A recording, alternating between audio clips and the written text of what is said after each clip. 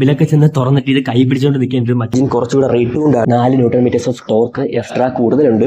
2 bend pipe convert ചെയ്ത് പിന്നെ 2-in-1 പോലാക്ക് liver എനിക്ക് തോന്നുന്നു 6500. ഞാൻ ഓരോ സിസ്റ്റേക്ക് അടിപ്പിച്ചിട്ടുണ്ട്. എനിക്കിത് കറക്റ്റ് വെയിറ്റ് ആണ്. പൊക്കം കുറച്ചവർക്കൊക്കെ ചില പണി കിട്ടും. ഈ ഒരു എക്സോസ്റ്റ് സൈഡ് വരുമ്പോൾ തന്നെ അപ്പുറത്തെ സൈഡിലെ വെയിറ്റ് നല്ല രീതിക്ക് കുറയും. ഇതാണത് റോയൽ എൻഫീൽഡ് BR 650. അങ്ങനെ തന്നെ ഞാൻ കരടിക്കൂട്ടാണെന്നും ഇടയ്ക്കിടയ്ക്ക് കരടിക്കൂട്ടെന്നായിരിക്കും പറയുന്നത്. കാരണം ഇത് BR 650 ഞാൻ പറയുമ്പോൾ ബിയറിനെ വരുന്നുള്ളൂ. അത് മാറ്റാൻ കുറച്ച് ബുദ്ധിമുട്ടുണ്ട്. ആദ്യം എടുത്തത് തന്നെ നല്ല രീതിക്ക് ബുദ്ധിമുട്ടിയാണ് ആ ബിയറിനെ ഞാൻ ബിയറെന്നാക്കിയത്. ഒരു സെയിം എഞ്ചിൻ വെച്ച് തന്നെ ഒരുപാട് വണ്ടി ഇറക്കിയിട്ടുണ്ട്. ഷോട്ട് ഗൺ, സപ്റ്റർ 650, സൂപ്പർ മീറ്റർ 650, GT 650, അതിൽ ഒരുപാട് വണ്ടികളുണ്ട്. അപ്പോൾ അത്ര റിലേബിൾ ആയിട്ടുള്ള എഞ്ചിൻ വെച്ച് തന്നെ അവർ അടുത്തൊരു വണ്ടി ഇറക്കിയിട്ടുണ്ട്. കാരണം അതിന് പ്രത്യേകിച്ച് ചെയ്യാനൊന്നുമില്ല. അവർ USB ഫോർക്കും പിന്നെ ഫ്രെയിമിലൊക്കെ ചെറിയ രീതിക്ക് റീഎൻഫോർക്കൊക്കെ ചെയ്ത രീതിക്ക് ഇപ്പോൾ കാണുന്നുണ്ട്. വണ്ടിയുടെ ഒരു സെയിം എഞ്ചിനും കാര്യങ്ങളൊക്കെയാണ് ഇതിൽ യൂസ് ചെയ്തേക്കുന്നതും. ഈ എഞ്ചിൻ കുറച്ചുകൂടെ റേറ്റ് കൊണ്ടാണ്. കാരണം ഇതിൽ 4 Nm ഓഫ് ടോർക്ക് എക്സ്ട്രാ കൂടുതലുണ്ട്. ഇതും ഒരു 640cc liquid plus air cooled എഞ്ചിനാണ് ഇതിൽ വരുന്നത്. സെറ്റിംഗ് കൊണ്ട് തന്നെ അത്രയും ഒരു കൂളിംഗ് സിസ്റ്റത്തിന്റെ ആവശ്യം വണ്ടിക്കുണ്ട്. ഇത് റേഡിയേറ്ററും കൊടുത്തിട്ടുണ്ട്. അതേപോലെ തന്നെ ഈ ഒരു എഞ്ചിന്റെ സൈഡിലേക്ക് നമ്മുടെ നോർമൽ എയർ കൂൾഡ് എഞ്ചിൻസ് കാണുന്ന പോലെ പിൻസ് കൊടുത്തിട്ടുണ്ട്. അത് കൊടുത്തേക്കൊണ്ട് സർഫേസ് ഏരിയ കൂടി എയർ ഒക്കെ കയറി നമ്മളത് കുറച്ചുകൂടെ ഇതാവും. പിന്നെ ഈ ഒരു എക്സോസ്റ്റ് തന്നെ നമുക്ക് 2 പീസായിട്ട് വന്ന് അത് തിരിച്ച് ഒരെണ്ണത്തിലോട്ട് കൺവേർജ് ആവുന്ന രീതിയിലാണ് കൊടുത്തേക്കുന്നത്. പിന്നെ വേണമെങ്കിൽ ഈ ഒരു ഗ്രിപ്സ് ഒക്കെ ഊരിക്കളയാൻ നമുക്ക് ഓഫ് റോഡ് ഒക്കെ അടിക്കാൻ വേണ്ടി കുറച്ചുകൂടെ വണ്ടി നമ്മളെ കാലിന് അല്ലെങ്കിൽ ഗ്രിപ്പ് കിട്ടും. ഇത് നോർമലായിട്ട് നമ്മുടെ GT-യിലും ഇന്റർസെപ്റ്ററിലൊക്കെ വരുന്നത് ഒരു ട്വിൻ എക്സോസ്റ്റ് ആണ്. അപ്പുറത്തും ഇപ്പുറത്തും വരുന്നത്. ഇതിലാണെങ്കിൽ അതൊരു ഷോർട്ട് ആയിട്ടുള്ള ചെറിയ എക്സോസ്റ്റ് കൊടുത്തിട്ടുണ്ട്. പിന്നെ ഈ ഒരു സൈഡിൽ നിന്ന് 2 ബെൻഡ് പൈപ്പ് കൺവേർട്ട് ചെയ്ത് പിന്നെ 2-in-1 പോലെയാണ് ഇതിൽ അയക്കുന്നത്. മറ്റേ വണ്ടി എടുക്കുമ്പോൾ തന്നെ എല്ലാം ചെയ്യുന്നതാണ്. റെഡ് റൂസ്റ്ററിനൊക്കെ എക്സോസ്റ്റ് 2 സൈഡിലും കയറ്റി വെക്കുന്നത്. അതുകൊണ്ട് തന്നെ ഈ സിംഗിൾ എക്സോസ്റ്റ് ആയതുകൊണ്ട് ആ ഒരു സാധനം നമുക്ക് ഇതിൽ സെറ്റ് ചെയ്യാൻ പറ്റില്ല. പിന്നെ ആ ഒരു 2 എക്സോസ്റ്റ് മാറ്റുമ്പോൾ അവർ പറയുന്ന കാര്യം വെച്ചാൽ വെയിറ്റ് അല്ലേ ഇതിലേക്ക് റിഡക്ഷൻ ആകുമെന്നാണ്. അത് ഈ ഒരു സാധനത്തിലും ആവും. കാരണം ഇതിലിപ്പോൾ സിംഗിൾ എക്സോസ്റ്റ് വന്നുകൊണ്ട് തന്നെ അപ്പർ സൈഡിൽ ഒരു 7 കിലോ ഇതിൽ കുറച്ച് വെയിറ്റ് കുറവുണ്ടായിരിക്കും. അതിൽ വെയിറ്റ് കുറഞ്ഞാലും വണ്ടിയുടെ ഓവറാൾ വെയിറ്റ് ഒരുപാട് കുറയില്ല. കാരണം ഇതിലിപ്പോൾ UFDയും ചെയ്തിട്ടുണ്ട്. അതേപോലെ തന്നെ വണ്ടിയുടെ ഫ്രെയിമിൽ കുറച്ച് റീഎൻഫോഴ്സിംഗ് ഒക്കെ ചെയ്തുകൊണ്ട് ആ വെയിറ്റ് അതേ കണക്കിന് നിൽക്കും. 5 വേരിയന്റും അതേ കണക്ക് കളർ വേരിയന്റ് ഒക്കെ ഉണ്ട്. അപ്പോൾ അതിന്റെ പ്രൈസും ഡിഫറൻസ് ആണ്. അപ്പോൾ കളർ കറക്റ്റ് ഞാൻ പറഞ്ഞ് കൊള്ളാക്കുന്നില്ല. ഞാൻ ഡിസ്ക്രിപ്ഷനിൽ കൊടുത്തേക്കാം ഡീറ്റെയിൽ ആയിട്ട്. ഇവിടെ ടയറാണ് വരുന്നത്, സ്ട്രോക്ക് വീൽസ്. പിന്നെ USB ഫോർക്ക് ഫ്രണ്ടിൽ സെറ്റ് ചെയ്തിട്ടുണ്ട്. അതിൽ തന്നെ ഞാൻ നേരത്തെ ഹിമാലയയിൽ കാണുന്ന ചെറിയ രീതിക്ക് ഗാർഡ് കൊടുത്തിട്ടുണ്ട്. വലിയ രീതിക്ക് ഓഫ് റോഡൊക്കെ അടിച്ചാലും ചെളിയും തച്ച് നിങ്ങൾ ഈ USB ഡാമേജ് ആകാൻ ഒട്ടും ചാൻസ് ഇല്ല. ഈ റേഡിയേറ്ററിലോട്ട് വരികയാണെങ്കിൽ തന്നെ ഒരു ഫ്ലേറ്റ് പോലെ ഒരു ചെറിയ റേഡിയേറ്ററാണ് കൊടുത്തേക്കുന്നത്. കുഴപ്പമില്ല, കോമ്പാക്റ്റ് ആയിട്ട് സാധനം ഇരിക്കുന്നുണ്ട്. പിന്നെ ഹെഡ്ലൈറ്റ് നമ്മുടെ ഇന്റർസെപ്റ്ററിലും സൂപ്പർ മീറ്ററിലൊക്കെ വരുന്ന ഇതാണ് കൊടുത്തേക്കുന്നത്. പിന്നെ ഇതിൽ ഈ ടയർ കുറച്ച് അട്രാക്റ്റീവ് ആയിട്ടുണ്ട്. ഒരു സ്ക്രാംബ്ലറിന് വരേണ്ട രീതിയിൽ തന്നെ കുറച്ച് ബ്രിക്കായിട്ടുള്ള ടയറും ഇതിൽ സെറ്റ് ചെയ്തിട്ടുണ്ട്.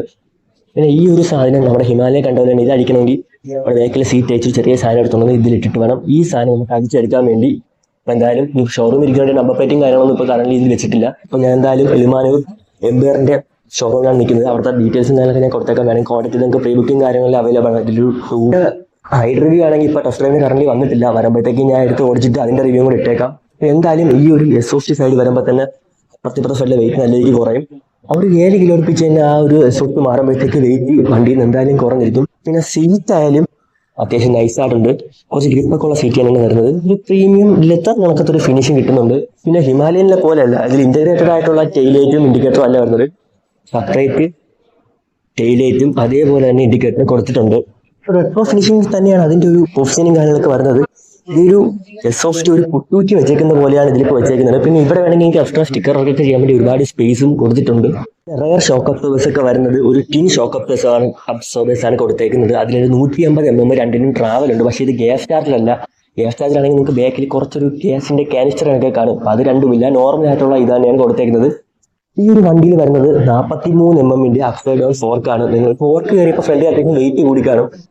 ബട്ട് ഈ ഒരു സാധനം മെയിൻ്റെനൻസ് കോസ്റ്റ് മറ്റേക്കാട്ടി കുറച്ചുകൂടെ കൂടുതലുമാണ്. ഒരു കാര്യം വെച്ചാൽ ഇന്റർസെപ്റ്റർ വണ്ടിയിൽ ജസ്റ്റ് ഒരു ഫോർക്ക് കയറ്റുന്ന ലുക്കായിരിക്കും കിട്ടുന്നത്. കാരണം ഹാൻഡിലും സെയിം ഇന്റർസെപ്റ്റർ പോലെയാണ്. ആ GT-യിലൊക്കെ ആണെങ്കിൽ കുറച്ച് കിടന്നോട്ടിക്കുന്ന സ്പോർട്ടി അല്ല അത്രയ്ക്ക്, എന്തായാലും കുറച്ചൊന്ന് കിടന്നോട്ടിക്കേണ്ടി എന്തായാലും കുറച്ച് അവിടെ കംഫർട്ടബിൾ ആയിട്ട് ഇന്റർസെപ്റ്റർ ഓടിക്കുന്ന രീതിയിൽ ഓടിച്ചു നടക്കാനും പറ്റും. GT-യിലൊക്കെ വരുന്ന രീതിയിലുള്ള adjustable brake and clutch levers ആണ് വരുന്നത്. ഈ ഒരു സാധനം പൊട്ടിക്കഴിഞ്ഞാൽ കുറച്ച് എക്സ്പെൻസീവ് ആണ്. GT-യിലായാലും ഈ ഒരു ബ്രേക്ക് ലിവർ എനിക്ക് തോന്നുന്നു 6500 6700 രൂപ അടുപ്പിച്ച് വരുമെന്ന് തോന്നുന്നു. പിന്നെ ഇതിലിപ്പോൾ ട്യൂബുള്ള ടയറാണ് കൊടുത്തേക്കുന്നത്. അപ്പോൾ പഞ്ചറൊക്കെ ചെറിയൊരു സീനായിരിക്കും. ഈ ഹിമാലയൻ്റെ കാര്യമൊക്കെ എടുക്കുകയാണെങ്കിൽ നിങ്ങൾക്ക് കമ്പനി തന്നെ ട്യൂബ്ലെസ് പ്രോക്കർ വീൽസ് തരുന്നുണ്ട്. അപ്പോൾ അതേപോലെ ഒരു സാധനം ഇതിലൂടെ പ്രൊവൈഡ് ചെയ്തെങ്കിൽ വാങ്ങിച്ചിട്ട് നിങ്ങൾക്ക് ട്യൂബ്ലെസ് പ്രോക്കർ വീൽസ് ആക്കാമായിരുന്നു. ഈ സ്വിച്ചിന്റെ സെറ്റപ്പ് ഒക്കെ തന്നെ എടുക്കണമെങ്കിൽ തന്നെ നമ്മുടെ GT-യിലും മെറ്റിയോറിലും ഒക്കെ വരുന്ന ഇതിലെ സെയിം സ്വിച്ചിന്റെ സെറ്റപ്പാണ് കൊടുത്തേക്കുന്നത്. ആ സെയിം ഗ്രിപ്പും തന്നെയാണ് കൊടുത്തേക്കുന്നത് വിചാരിക്കുന്നത്. ഹാൻഡിൽ ബാർ ചെറിയ രീതിക്കൊരു വ്യത്യാസം എനിക്ക് ഫീൽ ചെയ്യുന്നുണ്ട്. അത് ഓടിച്ചു വെക്കലേ കറക്റ്റ് അറിയാൻ പറ്റും. പിന്നെ ഈ ഒരു ടാങ്കിൻ്റെ കാര്യം എടുക്കാൻ നമുക്ക് കാല് ഹഗ് ചെയ്യാൻ വേണ്ടി കറക്റ്റ് ഒരു സ്പേസ് വെച്ചിട്ടുണ്ട്. അപ്പം ഞാനിപ്പോൾ 6 ഫീറ്റ് അടുപ്പിച്ചുണ്ട്. അപ്പം എനിക്ക് കറക്റ്റ് ഹഗ് ചെയ്യേണ്ട സ്പേസ് ഈ ഒരു ടാങ്കിലുണ്ട്. ഇവിടെ ഈ ഒരു മെറ്റൽ പീസ് ആയിട്ട് പെട്ടെന്ന് സ്ക്രാച്ചസും കാര്യങ്ങളൊക്കെ വിടും. അപ്പോൾ ഇവിടെ ഉള്ള റബ്ബർ പീസ് വല്ലതും വെച്ച് ഒട്ടിച്ചിട്ട് ടാങ്കിൽ പോയി ഒടിച്ചതിന് ശേഷം മാത്രമേ എനിക്ക് കറക്റ്റ് അങ്ങനെ യൂസ് ചെയ്യാൻ പറ്റൂ. പറഞ്ഞല്ലോ ഈ ഒരു ടയർ കുറച്ചൊന്ന് ബ്രിക്ക് ആയിട്ട് ഇരിക്കുന്നുണ്ട്. ഇത് കുറച്ച് മട്ടയർ പോലെയൊക്കെ ഫീൽ ആവുന്നുണ്ട്. അത്രയില്ല, ചെറിയൊരു ഇരിക്കയിൽ ഒരു മട്ടയറിനെ റെപ്രസെന്റ് ചെയ്യുന്ന ഇതിലാണ് ഇപ്പോൾ ഈ ടയർ ഇരിക്കുന്നത്. ബ്രേക്കിങ്ങിന്റെ കാര്യമൊക്കെ പറയുകയാണെങ്കിൽ ഫ്രണ്ട് ഡിസ്ക് അത്യാവശ്യം വലുതായിട്ടെന്ന് നിങ്ങൾക്ക് തോന്നും. ഒരു 320 mm ഫ്രണ്ട് ഡിസ്ക് ആണ് ഇത്. പക്ഷേ ഈ സാധാരണ USB ഫോർക്കിലൊക്കെ വരുന്ന ഇതിൽ 4 piston കാലിബർ അല്ല, 2 piston കാലിബറാണ് കൊടുത്തേക്കുന്നത് വിത്ത് സിന്തേഡ് ബ്രേക്ക് പാഡ്. അതുകൊണ്ട് തന്നെ ബ്രേക്കിംഗ് അത്യാവശ്യം നൈസായിട്ട് തന്നെ ഇരിക്കണം. പിന്നെ ലെയറിലാണെങ്കിൽ 270 mm ഡിസ്കാണ് ഇതിൽ വരുന്നത്. ഇതിൽ സിന്തേഡ് ബ്രേക്ക് പാഡാണ്. അപ്പോൾ ബ്രേക്ക് പാഡ്സ് കുറച്ച് എക്സ്പെൻസീവ് ആണെങ്കിലും അതിനുള്ള ബ്രേക്കിംഗ് ഒക്കെ എന്തായാലും കിട്ടും. പിന്നെ സിങ്ങാമ ഒരു ബോക്സ് ടൈപ്പ് സിങ്ങാമ തന്നെയാണ് വരുന്നത്. ഒരു സീറ്റിലോട്ട് വരണമെങ്കിൽ ഇതിലൊരു സ്ട്രാപ്പും കാര്യങ്ങളൊക്കെ ഉണ്ട്. അപ്പം നിങ്ങൾക്ക് കടയിലൊക്കെ പോകണമെങ്കിൽ അത്യാവശ്യം സാധനങ്ങളൊക്കെ വെച്ചുകൊണ്ട് വരികയും ചെയ്യാം. ബാക്കിരിക്കുന്ന ആൾക്ക് ചെറുതായിട്ടൊന്ന് പിടിച്ചിരിക്കാനും പറ്റും. പിന്നെ ഇതിൻ്റെ സീറ്റ് ഹൈറ്റ് 830 mm ഉണ്ട്. അത്യാവശ്യം നല്ല രീതിക്ക് സീറ്റ് ഹൈറ്റ് ഉണ്ട്. ഞാൻ വണ്ടി കയറി നിൽക്കുമെന്ന് കാണിച്ചു തരാം. ഞാൻ ഓരോ 6 ഫീറ്റ് അടുപ്പിച്ചിട്ടുണ്ട്. എങ്കിലും എനിക്കിപ്പോൾ കറക്റ്റ് കാലത്ത് എനിക്കിത് കറക്റ്റ് ഹൈറ്റാണ്. പൊക്കം കുറച്ചവർക്കൊക്കെ ചില പണി കിട്ടും. ഫ്യൂൾ ടാങ്ക് കപ്പാസിറ്റി എന്ന് പറഞ്ഞാൽ 13.7 ലിറ്ററിൻ്റെ ഒരു ഫ്യൂൾ ടാങ്ക് കപ്പാസിറ്റി എന്ന് പറയുന്നത്. മൈലേക്ക് നോക്കുകയാണെങ്കിൽ ഒരു 22-23, മാക്സിമം കൂടിപ്പോയാൽ ഒരു 28, 30 കിട്ടാൻ പാടായിരിക്കും. അതൊക്കെ ഓരോരുത്തർ ഓട്ടിക്കുന്ന അനുസരിച്ചൊക്കെ ഇരിക്കും. അതാണ് ഇതിൻ്റെ ഒരു മൈലേജും കാര്യങ്ങളൊക്കെ വരുന്നത്. ഈ ഒരു ഡിസ്പ്ലേ ഹിമാലയനൊക്കെ പറയുന്നതിലെ സെയിം TFT ഡിസ്പ്ലേയും കാര്യങ്ങളൊക്കെയാണ് വരുന്നത്. ഇപ്പോൾ ഈ ഒരു ഡിസ്പ്ലേ നിങ്ങൾ കണ്ടാൽ കുറച്ച് ഫ്ലിക്കർ ആവുന്നതൊക്കെ തോന്നുന്നുണ്ടായിരിക്കും. അത് ഈ വീഡിയോയിൽ മാത്രമേ ആവൂ. ഈ ഫോണിൻ്റെ ക്യാമറ ഷട്ടർ സ്പീഡും ഇതും തമ്മിലുള്ള വ്യത്യാസം കൊണ്ടാണ് അത് കിടക്കുന്നത്. ഈ മീറ്റർ അല്ലെങ്കിൽ പക്ക വർക്കിംഗ് ആയിട്ടുള്ള സാധനം തന്നെയാണ്. എല്ലാവരും ഇതിൻ്റെ എസ് ഓഫ് നോട്ട് മാത്രമേ കേൾക്കുന്നത്. നമുക്ക് ഇതിൻ്റെ ഹോൺ കൂടെ ഒന്ന് കേൾപ്പിച്ചുതരാം. ഇതിൻ്റെ ഹോൺ ഇത് അടിക്കുമ്പോൾ ഈ സൈഡിലുള്ള എല്ലാവരും നോക്കുന്നുണ്ട്. വേറെ ഹോണൊന്നും വെക്കേണ്ട ആവശ്യമില്ല. വണ്ടി ഒന്ന് സ്റ്റാർട്ട് ആക്കാം. ഇതിൽ ഇൻ്റഗ്രേറ്റഡ് ആയിട്ടുള്ള കിൽ സ്വിച്ചും സ്റ്റാർട്ട് ബട്ടണോട് വരുന്നത്. നമ്മുടെ മെറ്റീരിയലൊക്കെ കാണുന്ന പോലെ ഇപ്പോൾ വണ്ടി സ്റ്റാർട്ട് ആക്കിയിട്ടുണ്ട്.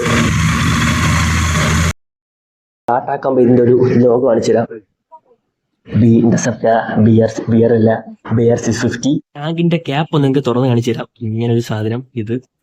പക്ഷേ ഈ ഒരു സാധനം ചിലപ്പോൾ നിങ്ങൾക്ക് ഒരു ബുദ്ധിമുട്ടായിട്ട് തോന്നും. കാരണം പമ്പിലൊക്കെ ചെന്ന് തുറന്നിട്ട് ഇത് കൈ പിടിച്ചുകൊണ്ട് നിൽക്കേണ്ടത്. മറ്റേ ബൈക്കിലേക്ക് നമുക്ക് ഇങ്ങനെ തുറന്ന് വെക്കാം. അതെനിക്ക് കുറച്ചൊരു ഇതായിട്ട് തോന്നുന്നുണ്ട്. കാരണം നമ്മൾ തുറന്നിട്ട് സൈഡ് വെക്കുകയാണെങ്കിൽ ടാങ്കിൽ സൈഡൊക്കെ ചെറിയൊരു സ്ക്രാച്ച് വരാൻ ചാൻസ് ഉണ്ട്. അത് ഒരു പ്രശ്നമായിട്ട് തോന്നുന്നുണ്ടോ? നിങ്ങൾക്ക് തിരിച്ച് ഈ സാധനമൊക്കെ പുതിയ പക്ക സ്മൂത്താണ്. പിന്നെ റെട്രോ ടൈപ്പ് വണ്ടി ആയതുകൊണ്ട് ഇങ്ങനെയൊക്കെ സെറ്റ് ചെയ്താലും ഒരു ഗുമ്മ കിട്ടും. ഇത്രയും പറഞ്ഞ സ്ഥിതിക്ക് ഇൻഡിക്കേറ്റർ അറിയാലോ. എൻ്റെ ചാനലിലൂടെ ഒന്ന് സബ്സ്ക്രൈബ് ചെയ്ത് ഈ വീഡിയോ ഒന്ന് ലൈക്ക് അടിച്ചത് എനിക്കിവിടെ കുറച്ച് ഉപയോഗപ്പെട്ടേനെ. അപ്പോൾ ഇതിൻ്റെ റൈഡ് റിവ്യൂ ഉടനെ തന്നെ വരുന്നതായിരിക്കും. അപ്പോൾ ആ ഒരു കിട്ടണമെങ്കിൽ കുറച്ച് സബ്സ്ക്രൈബേഴ്സ് ഒക്കെ കൂടിയിരിക്കണം. അപ്പോൾ നിങ്ങളൊക്കെ സബ്സ്ക്രൈബ് ചെയ്ത് മാത്രമേ ആ ഒരു സാധനം എനിക്ക് എടുക്കാൻ പറ്റൂ.